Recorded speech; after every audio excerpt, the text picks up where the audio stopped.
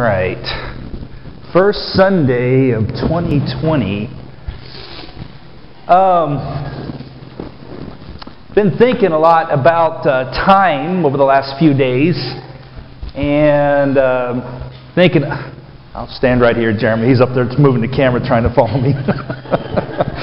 I want to start this morning just before we thinking about the upcoming time, a brand new year, looking back over 2019. And so, just a moment, Jeremy's going to go ahead and dim the lights, and I know some of the pictures I'm going to show you probably may not be from last year. I'm not sure, and I know there's probably a lot of things I missed. I probably should have thought about doing this sooner, but I think it'd be kind of a neat idea. If you have pictures of us together, doing things together, go ahead and give me a copy of that, and we'll collect them, and then we kind of look back at the end of this year as well. But for now, let's go ahead and just take a look back. Go ahead, Jeremy.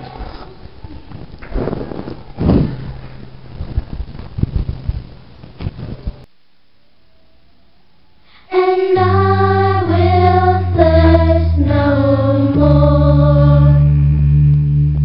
Give me water from the well that never runs dry. Give me water from the well that gives me hope when I die. Give me water from the well that never runs dry. And I will thirst no more. Living water flowing from above through the spirit of never-ending love. And I'm the first to declare my longing thirst for the water that comes from above. Give me water from the well that never runs dry. Give me water from the well that gives me hope when I die. Give me water from the well that never runs dry. And I will thirst no more. Living water leads me to my goal. Now refreshing and cleansing to my soul.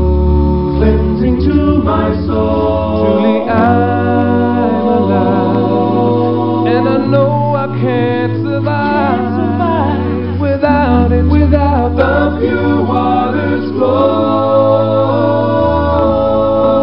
Give me water from the well that never runs dry. Give me water from the well that gives me hope when I die. Give me water from the well that never runs dry. And I will thirst no more. Give me water from the well that never runs dry. Give me water from the well that gives me hope when I die. Give me water from the well that never runs dry. And I will thirst no more. And I will thirst no more. When the trumpet of the Lord shall sound, and time shall be no more, and the morning breaks eternal, bright and fair.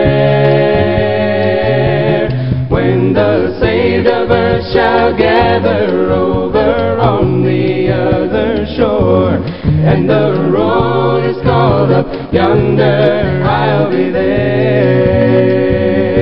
When the roll is called up yonder,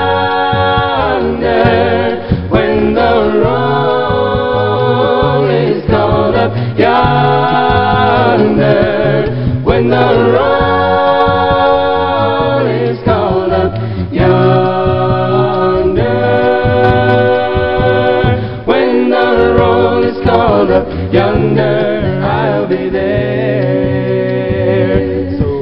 us labor for the Master from the dawn till setting sun. Let us talk of all His wondrous love and care. Then when all of life is over and our work on earth is done, and the roll is called up yonder, I'll be there. When the roll is called up yonder, when the roll is called up yonder, when the roll is called up yonder, when the roll is called up yonder, I'll be there. When the roll is called up yonder, when the roll is called up yonder, when the roll is called up yonder, when the roll is called up yonder, I'll be there. Yes, when the roll is called up yonder, I'll be there.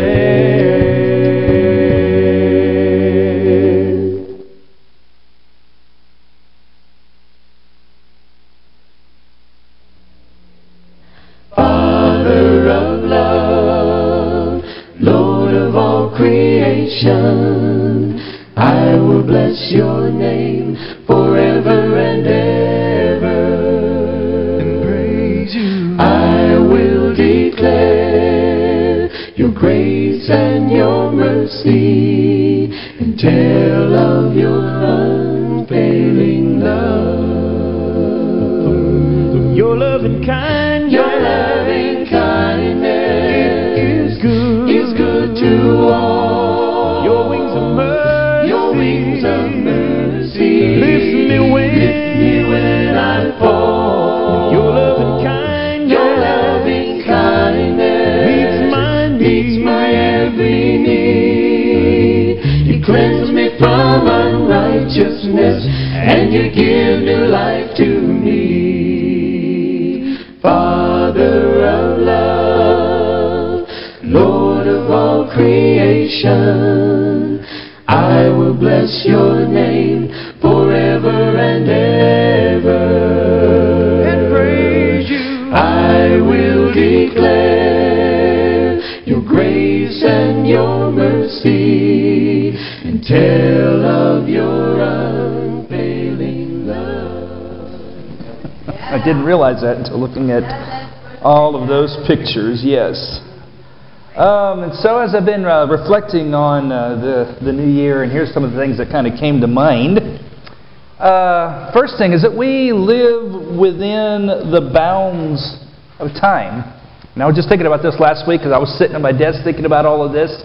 There's a calendar on my desk, and it's got the year divided up into months and into days. And as I was sitting there thinking, on the wall, tick, tick, tick, the clock is going. And so time keeps time. We live within the bounds of time. And one of the passages that come to mind is the 90th Psalm. And here's some highlights from that Psalm. I went and looked at it. And the psalm begins, Lord, you have been our dwelling place in all generations.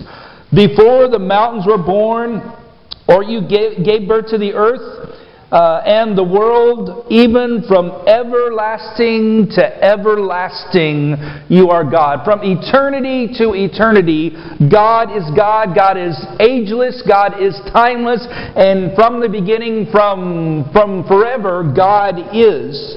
And it goes on and says, and for 1,000 years in your sight are like yesterday when it passes by, or as a watch in the night. And so God doesn't live within the bounds of time that we do. But later on the psalmist says, further down in the psalm in verse 10, contrast, okay, that's God.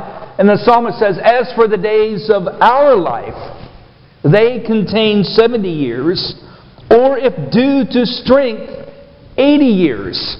And I would say nowadays 90 years, and even further, because we have better health and better medicine, and so it's a big accomplishment if you can make it to 80, and especially if you make it to 90. And yet the psalmist doesn't seem to have that assessment of that, because after he says that, he says, "Yet their pride," or their span, talking about all those years of life, "is but labor and sorrow, for soon it is gone, and we fly away." Oh, life is full of all kinds of difficulties. Life is full of all kinds of labor. Life is full of all kinds of sorrow. And the psalmist seems to look back and think, I've worked, and boy, that went by fast. What was that all about? And so the psalmist concludes with this idea. In toward the end of the psalm, in verse 12, he says, "So teach us to number our days, so that we may gain a heart of wisdom." Each day is a precious gift. Look at the calendar, think about the clock, and recognize the precious gift that God has given to us. Teach me to maximize the time that God has given to me to be able to focus on the things which are most significant, the things which are most meaningful. And the sentiment that the psalmist has reminds me of what the preacher says in Ecclesiastes chapter 3. We're probably familiar at least with the first part of that chapter, where it says there's a time and a season for everything, a time to live and a time to die, a time to kill, a time to heal, a time to destroy, a time to build, and it goes on and on. There's a time for everything. And here's what the preacher says when he thinks about time. "What gain has the worker from his toil? I have seen the business that God has given to the children of man to be busy with. He has made everything beautiful or appropriate in its time. Also, He has put eternity into man's heart." You ever feel that way? I wish I could see what's coming down the road. I wish I know how things are going to turn out. He's put eternity in man's heart, yet so that he cannot find out what God has done from beginning to the end. Now, God sees everything, but all we can see is right now. "I perceive that there is nothing better than for them to be joyful and to do good as long as they live. Also that everyone should eat and drink and take pleasure in all his toil. That is God's gift to man." And so instead of focusing on eternity, on what I can't see in the horizon behind me or in front of me, what I do have is today. What am I going to do with today? That's what the psalmist is saying when he says, "Teach us to number our days so that we may gain a heart of wisdom." And in order to help me with that, my wife gave all of us a gift here.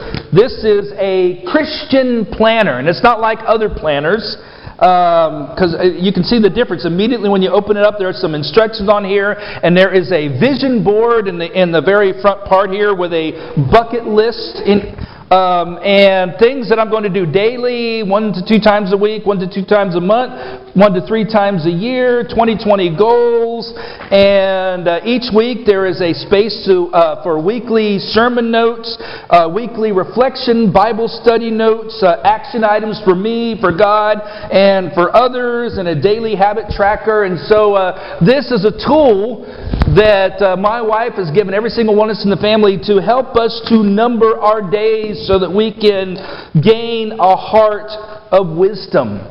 And this reminds me that perhaps I need to take the 90th Psalm, verse 12, and put it on the calendar so that I can remember that. Teach us to number our days so that we can gain a heart of wisdom. And that reminds me that we need to put first things first. God is number one. And in that, my family is also number one. And my church family is also the highest priority. And so what am I going to do with the time that God has given to me? I want to remind you, for those of you that are coming Wednesday night, if you're not coming Wednesday night, I want to invite you to come Wednesday night. What we're doing is really simple. We just started, and we're just reading through the Bible. one chapter a day. So every week we're going to cover 7 chapters, and the idea is that you've read it ahead of time, you've reflected on it, and you've maybe written down your reflections on what you've been reading. What does this teach me about God? What does this remind me and teach me about myself? And what is God saying to me in my reading? And just write that down and bring them with you on Wednesday night, and we'll encourage one another with those things. Really simple. And hopefully, if this isn't already a habit for you, this will help to develop that habit of reading the Bible on a regular basis and allowing God to speak to you in that way. Put first things first. So the Bible reading is first. And I was reminded last week, a lot of us were together with loved ones. A bunch of us were together at the Peters, and it was just a good time to spend time together and enjoy one another and play games. And that's something that's really important as well. No plan, but just to be together. Make time together with family, and especially with church family as well. And you know what? If I've let opportunities pass me by last year, I'm also reminded that I don't need to fret, because the second thing I'm reminded of is that God is the God of the second chance. And I've been thinking about that, especially over the last month. You know, when you get up in the morning and it's dark and you go home and it's dark, days get shorter and shorter and shorter. Kind of reminds me, time seems to be winding down, and if I didn't get that project done when the weather was warm, I wait too long and then it's too late. It's too late. The time has passed me by. But don't fret, because here we are. It's a new year. We have a second chance. And I think this, if the heavens declare the glory of God and say something about the character of God, then just this cycle reminds us that God is the God of the second chance. And I'm thinking about maybe some people in the Bible come to mind. You may think of David. You know, the man who committed adultery, who committed murder to have it covered up, and yet in spite of what he has done, God gave him a second chance. Or Saul, later known as Paul, who persecuted Christians and rejected Christ, and yet God gave him another chance. Or Peter, one of the 12, who denied Christ not once, not twice, but 3 times, and Jesus gave him another chance as well. But I'm thinking particularly of Israel when they were out in the wilderness. And you know, even though God's presence went with them and all they had to do was look up, and they could see God's presence in a pillar of cloud by the day and pillar of fire by night, and they saw how God provided water for them and food in the desert and protection from their enemies along the way. Over and over and over, they complained, they rebelled against God, they wanted to go back to where they came from. Let's get a new leader. Let's forget about this Moses that God selected. Let's get a new leader and go back to where we came from. And I'm reminded of something God said when Moses was with him on the mountain, and Moses asked God to reveal himself to me. One of the things that God says about himself on the mountain is that he is merciful and gracious, slow to anger, and abounding in steadfast covenant love and faithfulness, or loving kindness. In fact, the song just reminded of that we heard with that slideshow just a minute ago. And so later, when God says, you know what, these people have rebelled against me over and over and over and over again, you know what, I'm done. I'm just going to go ahead and dispossess them, and I'll start over with you, Moses, and make of you a great nation. Moses pleaded with God to forgive his people.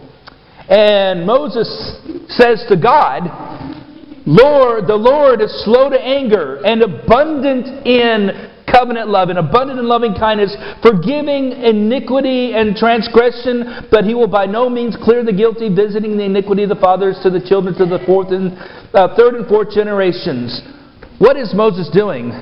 He's quoting what God had already said about himself. Forgive these people. Pardon, I pray, he goes on to say, pardon, I pray, the iniquity of this people according to the greatness of your steadfast love. God, you said that you were abounding in steadfast love. So on the basis of that, please forgive and pardon these people. And so that's exactly what God does.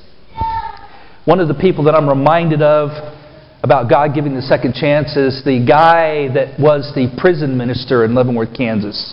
Bill Crossman. I don't know if you've ever heard the name before. He recently, not too long ago, wrote a book about himself, which is basically his life story. This was a man who in 1959 had dropped out of college and somehow landed a preaching job in Illinois, wound up committing 2 crimes, 2 counts of rape, and he describes that in his book. Wound up getting sent to prison for 2 30-year consecutive sentences, which basically would have been the rest of his days in prison. And somehow he wound up getting out after 17 years. And he will tell you in his book, and he will tell you in person, that at that time in his life, he was extremely self-centered. He was emotionally immature. He had all kinds of issues in his life. And yet, somehow, when he got out of prison, he finds it amazing that somehow that God still found a way to use him. While he was after this happened, his wife divorced him, but he got out. He reunited with his wife. He went back into prison as a prison minister. He got to know his kids, who at this point were young at the time, but are now adults. And his life completely turned around. And you would never know today that he was a man that he used to be. And that reminds me that nobody, and he was an elder in the church until recently at one point. This reminds me that nobody is beyond redemption. David, a man after God's own heart, the things he committed, he wasn't beyond redemption, and Bill Crossman wasn't beyond redemption either. And you may be looking back at 2019 and thinking, you know what, I messed up in a really big way. I did some things that I should not have done. I really messed things up. But here's the good news. God gives you a second chance. And because of that, your brethren will give you a second chance as well. Now, I know there's a myth running around that the most judgmental people in the world are Christians, but you know, when I look around, I don't often see that. I know there's instances of that. But when I look around, it's the world that will never let you forget your past, right? Especially if you're somebody prominent, a public figure, the world will never let you forget your past. But on the basis of Jesus' forgiveness and His grace, which we're about to study in our Sunday morning class with this next series, on the basis of His grace and on the basis of the fact that God is the God of the second chance, we forgive in the way that He has forgiven us. God gives us a second chance because that's what God does. That's why Jesus says, when you forgive, don't keep track. 70 times 7, who does that? That's the way God forgives, and that's the way we forgive as well. So no matter what has happened, remember, God has given you another chance. Don't be overcome by discouragement. Don't be overcome by bitterness. Accept God's second chance with thankfulness and humility, and don't waste it. Another way that God gives us a second chance, this is the third point this morning, is that God will bring in the ultimate new year. Instead of a ball dropping somewhere, by the way, that's usually 11 o'clock here, isn't it?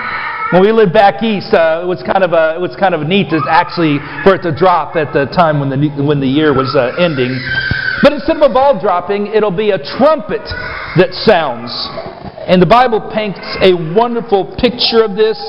Isaiah chapter 11, where it talks about the wolf dwelling with the lamb, the leopard will lie down with the young goat, and it talks about the children playing around the snake's den, and nobody's going to hurt, no one's going to bite, nothing's going to sting, everything is going to be safe, nobody will hurt or destroy on my holy mountain, God says. The earth will be full of the knowledge of the Lord as the waters cover the sea.